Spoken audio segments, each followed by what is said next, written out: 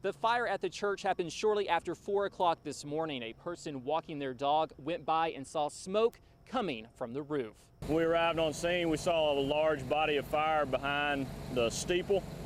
So we got a pretty good head start on us before we got here. Wiley Fire Chief Brent Parker says they were able to get the fire under control quickly, but it had already spread throughout the attic. One firefighter was injured while battling the blaze. He was on a ladder shooting water up into the attic, and the rafter gave way. He fell about 6 feet off of a ladder. Chief Parker says the firefighter received a minor back injury and was taken to the hospital to be checked out. The senior pastor of Christ is King Church says he's grateful no one was hurt. Nadie fue a las 4 de la mañana que sucedió el incendio. He says thank God that nobody was here, that it happened like around 4 in the morning. Pastor Vasquez says their congregation had around 40 members, and the Amazing Grace Fellowship Baptist Church, which also met in the building, had about the same number. The senior pastor here at the church says they did have insurance, but he's really not sure where they're going to be able to meet for Sunday worship. In St. Paul, Josh Ault, NBC5. Well, with the Frisco City Council discussing banning all tobacco products from city parks, we wanted to know what parents thought. So we came here to Frisco Commons to find out. I think it's a good idea because, you know, we have kids that come out here and play, and we have the adults who don't choose to smoke, and so I think it's a really good idea to actually be in an environment where we can feel like our children can play safely. I think it's a great idea because people are at the parks for the kids, and there's no reason to have tobacco around the kids. I think when you come to a park, you want to be able to be outside and not worry about having to breathe in any sort of tobacco. I don't want it for my girls. All of the parents we spoke to at the park today think tobacco products should be banned. When asked what they would tell those who feel they have a right to smoke in parks, this is what they had to say. I just think there's a time and a place for everything, and they have their own rights, but you know, there's a reason that you can't do it until you're 18. I would probably say like there should be designated areas like that are far away from where children and parents can be exposed to it from secondhand smoke. It will now be up to the Frisco City Council to make the ultimate decision about tobacco in city parks. Along with all tobacco products, e-cigarettes will also be on that list of items that may be banned here in city parks. In Frisco, Josh Ault, NBC5. The security guard was shot and killed right there by that ice box. Neighbors we spoke to say they heard the gunshots. We heard the shots about 5 or 6. And so we stayed down until they were over. Alyssa Pennington and her family who live near the deli say they saw the men who shot the security guard. I peeked out the window and I saw 3 guys, but I mean, they were totally covered head to toe in black. And then I saw a gun pointing, but I didn't see anybody else because there's an ice box thing in the way. I don't know, I freaked out. They rushed over after the suspects left and saw the victim. And he was laying right over here on the ground next to the ice box, and he had real sharp breaths.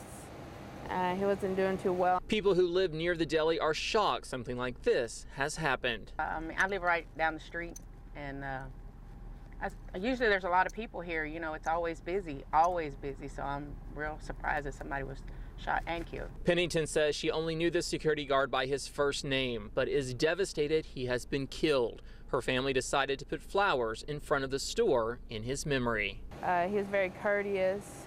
He didn't try and make problems or confrontations unless need be. He just tried to do his job. Investigators tell us that the security guard had been working here at the deli for 2 to 3 years and that he was a military veteran. In Dallas, Josh Ault, NBC5. Fire officials have left the scene this morning, but as you can see, this fire was big with those smoke marks alongside the building. Theater officials tell us that the original fire back in 2012 was started on the roof. This one was started in the lower portion of the building. I couldn't believe the phone call this morning when they said, we need you on site. And I said, I'm sorry, what? Again? Are you kidding? Heather Simmons, the executive director for the Creative Arts Theater and School, says recently there has been a problem with the homeless breaking into the building.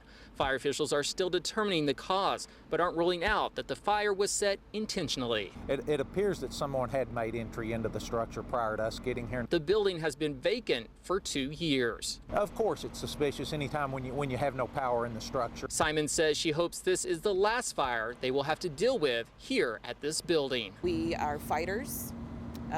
We don't give up. that's what you do in the arts. The show must go on. They are hoping soon that someone will purchase this land and that they can demolish this building so they can get rid of what they're calling a curse as soon as possible. In Arlington, Josh Ault, NBC5. The sound of construction usually means better things to come, but for business owners on Elm Street, these sounds are coming with a hefty price. It's very difficult because now all the customers, like, they don't know where to park. It's tough. Everybody's fighting for the same couple spaces. Paying for progress. Right now, parking is tight with none along either side of this section of Elm Street. The business owners we spoke with say the number of customers coming in has dropped in a big way. Here at Glazed Donut Works, the co-owner says their business has dropped 40%. They've even decided to close on Mondays. I've talked to people that avoid this street altogether because if we're even driving down it, it's like a landmine. I mean, you got potholes everywhere.